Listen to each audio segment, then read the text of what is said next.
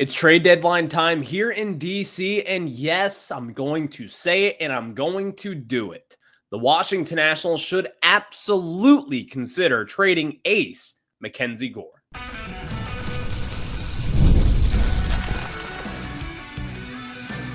You are Locked On Nationals, your daily Washington Nationals podcast, part of the Locked On Podcast Network, your team every day. And thank you all for making Locked On Nationals your first listen every single day, as we are free and available wherever you get your podcasts. And yes, I am your host, Ryan Clary. You can catch me over on Twitter at RyanClary11 and as well as our show page at LO_Nationals for all your latest Nationals news and notes. Make sure to check us out over on Twitter. And of course, look up Locked On Nationals wherever you get your podcasts. And later on in today's program, we'll be previewing the Nats in the Twin Series. Jake Irvin has his hometown debut on Sunday, and MacKenzie Gore makes the start tonight. We'll preview that later on in today's program. In the second segment, some possible destinations for this MacKenzie Gore trade. And Nationals fans, you're going to want to hear that return. But now I got to try to convince you why right now is the best time to trade MacKenzie Gore. And I'm telling you, it is. But before that, today's episode is brought to you by Gametime. Download the Gametime app, create an account, and use code LOCKEDONMLB for $20 off your purchase. Trading MacKenzie Gore is a tough topic. It is, because it's going to make a lot of Nationals fans check out, but right now is the right time, and here's why. Let's be honest. MacKenzie Gore has 2.5 years left on his deal, and there's multiple layers to this onion that we're going to have to kind of cut out here. The number one thing for me is, what are the odds that the Nationals are truly competing over the next 2.5 years? You could make the case that they will have a better chance to compete over the next 2.5 years with Gore in there, sure. But over the 30,000-foot view here, do the Nationals really have a big chance to compete? I'm not convinced of it at this point. I'm not 100% convinced that the Nationals have enough talent in the farm system to help the major league roster at this point. I'm not convinced that the ownership will be spending before the collective bargaining agreement runs out here after 2026 and into 2027. There's going to be a big holdout coming. Are the owners kind of holding out until that day comes where the lockout happens and then they eventually agree to a deal down the road? Who knows at this point? So that's number one. And then number two is this. We have rode this horse before. This is a Scott Boras client. The Nationals will not be a team that will bid for him at the highest level possible. The Nats will not do that. Scott Boras will not do that. You have zero chance at extending MacKenzie Gore at this time. And also, are we sure MacKenzie Gore wants to be here at this point? Now, to be fair, there is nothing that people should be saying that gives off MacKenzie Gore wants to leave. But Grant Paulson from 106.7 The Fan, he has speculated that he believes that he's going to be gone as soon as he wants to be. And that is in free agency in 2.5 years. Going back to the Juan Soto trade, and what made that so valuable back then was, number one, he's this generation's Ted Williams. But number two, he had 2.5 years left on his deal. He had 3 postseasons for a team to have an elite hitter and have that opportunity each and every October. A team is going to look at MacKenzie Gore and say, we will have 2.5 years of him, and that makes it 3 postseasons with an ace caliber kind of pitcher, who, by the way, hasn't even touched his ceiling at this point. That's what a GM is going to be looking at. And if you're bad with MacKenzie Gore every 5 days at the way that the Nats are and the way that the Nats have been these past few seasons, guess what? You're also going to be bad without him. His value will never be as high as it is right now. Never. So going back to that Juan Soto deal, I'm not saying you're going to get a package like a Juan Soto deal there. But the Nationals, you could get a huge haul in return. And if you do get that huge haul, you will have pieces that could help you right now. And by the way, could totally rebuild this rebuild going on right now. Because there are a lot of speculations out there saying that the Nationals are kind of failing in this rebuild. You know what kind of gets that wheels turning the other way? If you make a big trade like this and hit a home run the way that you did a few years ago when you traded Juan Soto. This would be a back-breaking trade for a lot of Nationals fans out there. In fact, it could be the straw that breaks the camel's back here in DC.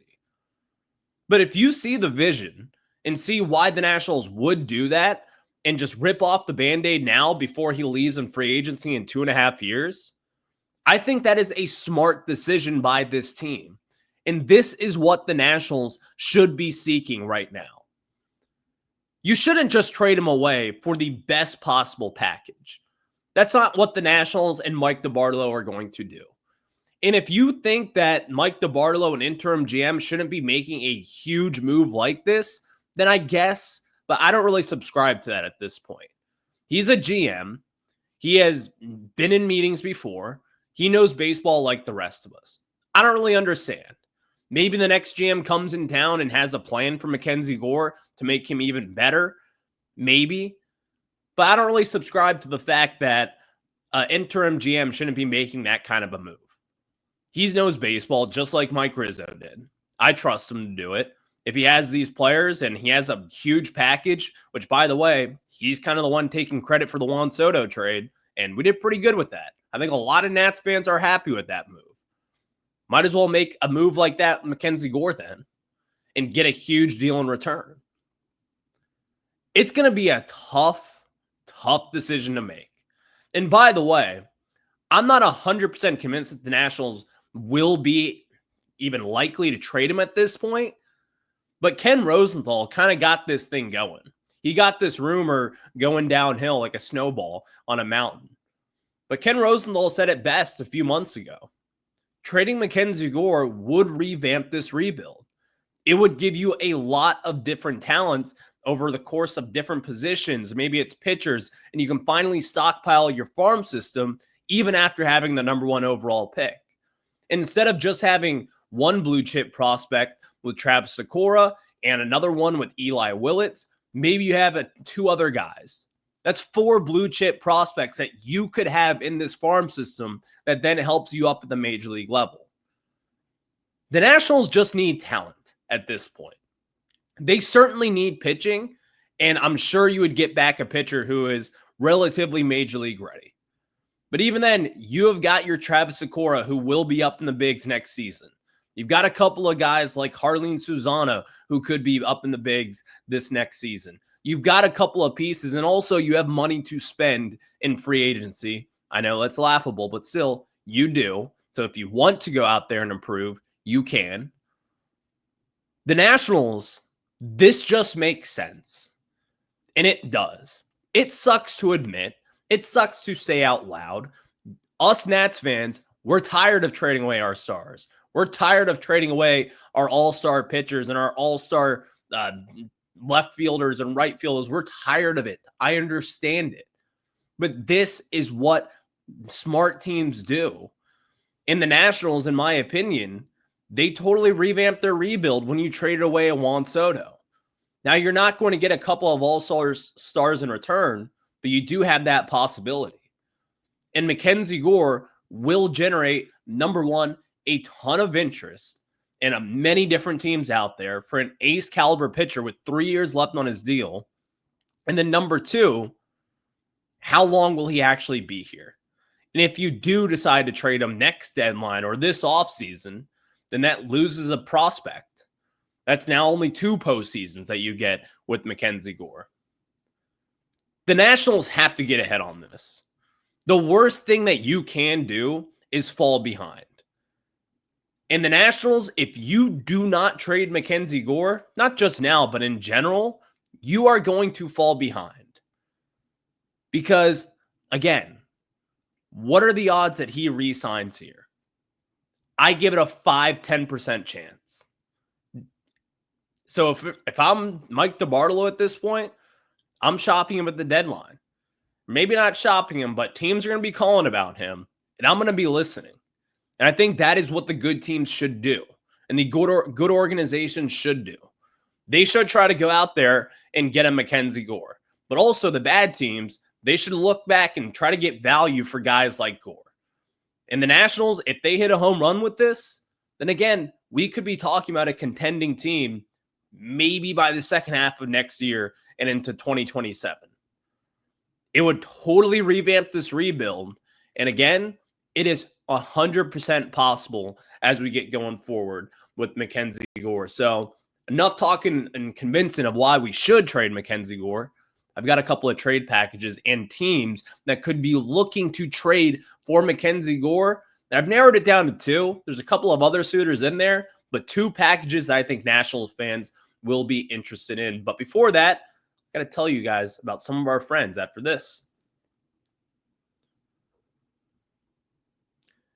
Have you ever decided at the last minute to head to a ball game with friends or family? Maybe it's game day and you suddenly realize that you want to be in the stands, and that's exactly where Gametime comes in. It's the easiest way to grab last minute tickets without the stress. And with the money you save on tickets, you can splurge on food, drinks, merch, or even invite a bigger group to come with you. Gametime makes it all possible, and Gametime makes buying tickets fast and simple, and prices on the app actually drop the closer you get to first pitch. And they've got incredible last minute deals, clear seat views, and a lowest price guarantee that takes the worry out of buying tickets. Are you tired of endless scrolling trying to find the best deal? Gametime Zone Deals pick the best seats in your section for you, and you even get to see the images from your seat view right on your phone before you purchase the tickets. So take the guesswork out of buying tickets with Gametime. Download the Gametime app, create an account, and use code LOCKEDONMLB for $20 off your first purchase. Terms do apply. Again, create an account and redeem code LOCKEDONMLB for $20 off. Download the Gametime app today. Last minute tickets, lowest price guaranteed.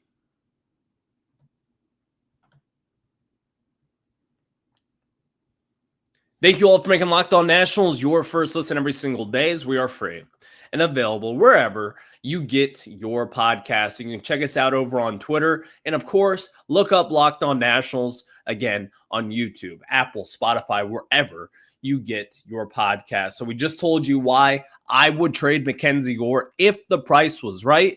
So what would a good price look like for MacKenzie Gore? Nationals fans, I'll tell you this much. You will want to hear this list. My number one trade destination for MacKenzie Gore would be the Chicago Cubs. Now, in this hypothetical, the Chicago Cubs have a loaded farm system, so I'm going to have to throw in Kyle Finnegan in this situation. So this would be MacKenzie Gore and closer Kyle Finnegan going to the Chicago Cubs, and the return would be disgusting, in my opinion, for the Nationals. And this is kind of the dream scenario if I'm the Washington Nationals. Our return would be their number one prospect, Owen Casey, who is an outfielder who is expected to be in the majors relatively soon. He's in AAA right now with a 940 OPS through his first 79 games. He has a career 870 OPS in the minors. He is just 23 years old. He was a 2020 second round pick out of high school for them, and the guy's a stud. So I would love to get him in our system. And some people would say, well, another outfielder, what are we doing? Doesn't matter. This guy is so talented. And again, you have to take the chance on that. A left-handed swing over at Nats Park. You need left-handed power. He's got 60 grade power for you. Let's make that happen. So number one, he's the guy that you would get. The number two, you would also get another power bat, Moises Ballesteros, who is a catcher and a first baseman. Now, who knows where he will play, but the Nationals have needs at catcher and first baseman. And this guy is also in AAA, who's expected to make his debut sometime this season. So you get another 60 grade kind of power bat and a 50 grade hit tool. This just makes all the sense in the world for the Nationals. Two guys who are major league ready. 21 years old, Moises Ballesteros, and number one, Owen Casey, who is 23 years old and ready to make the jump two of the bigs, two left-handed power bats to add in this system. Huge opportunities for the Nationals there. Two power bats, guys who can help you this season, start on your opening day roster next year. That is the dream scenario for the Nationals. But even then, it does not stop there. You also get their number 9 prospect, Brandon Birdsell, another AAA guy, right-handed pitcher who, in my opinion, could be a really good prospect for this team. He has only made 5 starts this season. I believe he is hurt right now. But with where the Nationals are, you should be in this camp of trying to get big, talented guys, and that is where the Nationals are. He is coming off of an injury, actually, rather, right now, and rehabbing his way back and has made it all the way to AAA. But the numbers over the years have been really good. In 56 appearances, 55 starts, a 3.35 ERA, you get 3 top 10 prospects in the system, 3 guys who are major league ready, and this is the dream trade. Because again, I think number one, it's fair. The Cubs are giving up their 2 best prospect for someone who is an ace on a team, and they need starting pitching really badly. That is something that they did not really do this offseason. And right now, with where they are, you just need talent for the Nationals, and you are getting talent in return. You're answering your first base and or your catcher problem with Ballesteros, and you also get Owen Casey, who will likely be your everyday left fielder or right fielder, and maybe you move James Wood to first base, have Dalen Lyle. Like, you have endless possibilities with this deal here. Again, this is the dream. Maybe the Cubs are not willing to give up those 2 guys to the front with Casey and Ballesteros, but still, this is what the asking price should be for Gore. And again, you should be getting talent like this who comes in the door and who is ready to make their major league debuts right off the bat. This is the dream for the Nationals. If they can pull off this move, sign me up for it right here and right now. And maybe the Nationals might even be able to get more, honestly, from that deal. You could maybe even throw in another guy. Maybe it's a James Triantos, who is from here in D.C., actually, went to James Madison High School in Vienna, and he's also ready to make his major league debut as he's in AAA. He's kind of struggled so far this season, but a good hit tool, solid defender over at second base, and he's also been playing in the outfield as well. So the Nationals make this move today. That is my number 1 trade destination for MacKenzie Gore. My number 2 is yet again the Boston Red Sox. I think the Red Sox will be in the market for a MacKenzie Gore type. Now, I just don't know if they are really willing to send off some of their prospects. That kind of makes them secondary to the Cubs, in my opinion. But this trade that I put together for them, for MacKenzie Gore, it's not as sexy, but it does make a lot of sense. The Nationals will be sending MacKenzie Gore. We will be getting back their number 1 prospect, Franklin Arias, in this deal, a shortstop / second baseman who will probably be up in the majors sometime later on next season, maybe opening day in 2027. But again, very toolsy shortstop / second baseman, 19 years old, already in high A. He's hit the ball really well over the course of his career. He's got some pop. He can play some good defense there, and he'll likely, again, be in the middle infield for the rest of his career. He's 5'11", could move over to second base. So really, really an exciting prospect, in my opinion. Your number 2 guy, another local kid, Brandon Clark, their left-handed pitcher. He was a 5th-round pick last year in 2024, but again, he has put up really good numbers. I remember hearing about this guy at Independence High School a few years ago out in Loudon, and one of our friends actually coached him, and he kept on saying that this guy is the real deal. He is going to be a big leaguer. He can pump gas from the left side, and it just kind of adds to the Nationals' left-handed pitching factory. Like, they've done well developing left-handed pitching. I think if you get a talent like a Brandon Clark in here, who has pitched really well so far through his first 11 starts, has a sub-100 batting average against him, 53 strikeouts in 34 innings pitched, only 19 walks, only 11 hits in those 34 innings pitched. Sign me up for someone like that.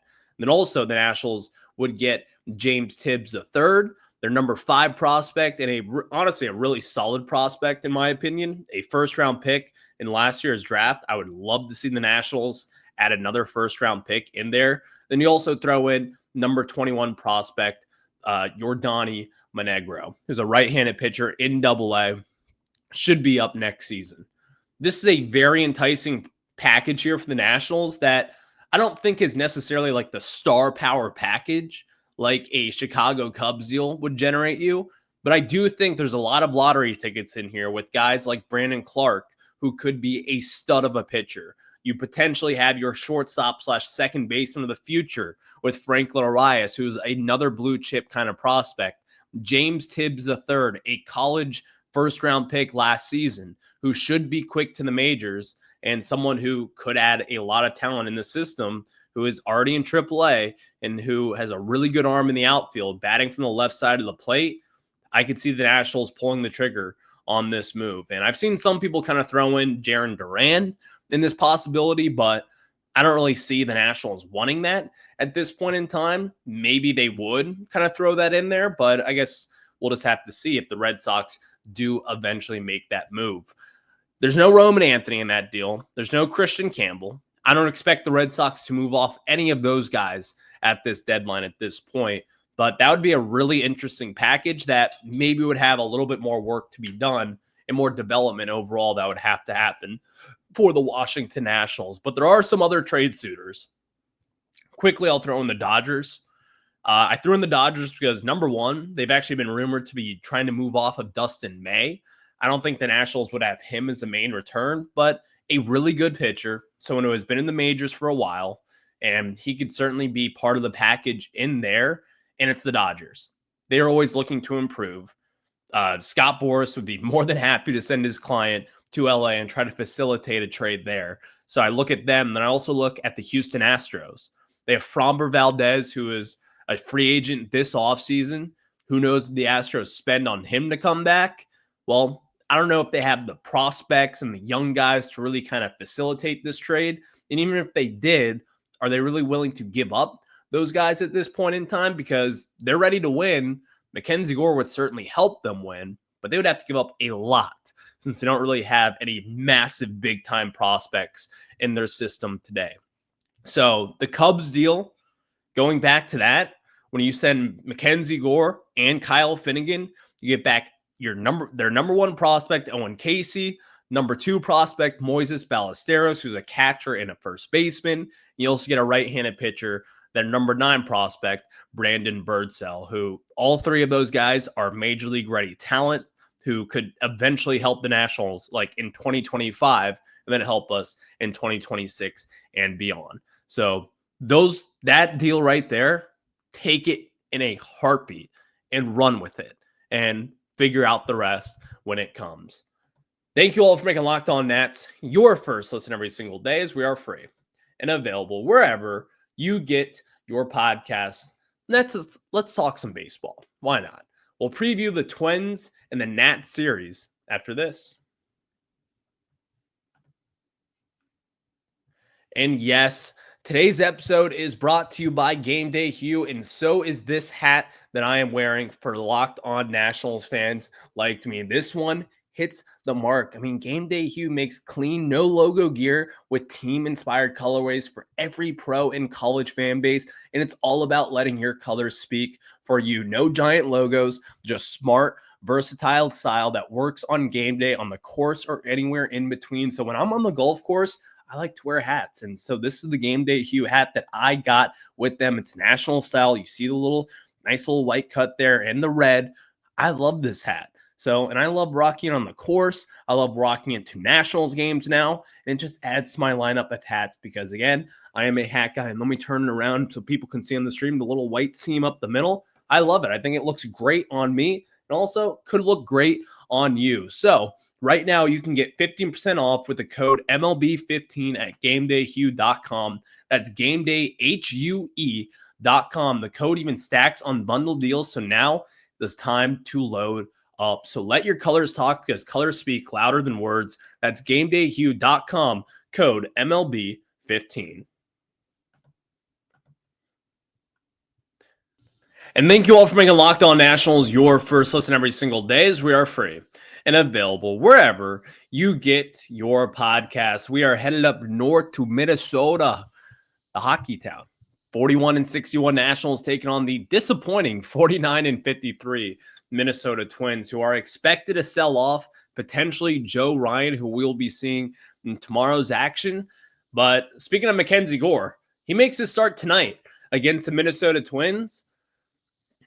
I don't know if it will be, but this could potentially be his final start as a Washington National. And if it is, love you, MacKenzie Gore. You've been great here, but the business is the business. So let's preview tonight's game with Gore on the bump. And he has taken on solid pitcher, Zebby Matthews, for the Minnesota Twins, 25 years old, a 8th-round pick back in 2022. While the numbers may not indicate it, this has actually kind of been one of my man crushes for them. He's got really good stuff.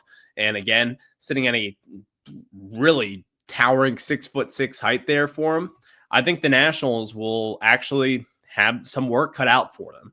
From the right side of the mound, I expect James Wood, C.J. Abrams. You got to take advantage of these things. So get C.J. going, get James Wood going, and hopefully the offense can put up some runs for MacKenzie Gore tonight. But again, going back to it with Gore, this could be his final start as a National. It very much so could be. His next start will not be until July 30th, the day before the deadline. Who knows, the Nationals do decide to trade him. If they do trade him, then I expect that to be kind of a long, drawn-out process until the deadline is over, maybe the day of, so on July 31st. But MacKenzie Gore, we need you. 8:10 first pitch tonight, 7:10 local in Minnesota. So we'll see if the Nationals can get it done. But again, Jake Irvin makes a start this weekend. He is from Minnesota, the Minnesota native, a big hockey fan there. So that'll be really cool to see Jake Irvin on Sunday afternoon, which is a 2:10 first pitch as well. So you guys have a good one.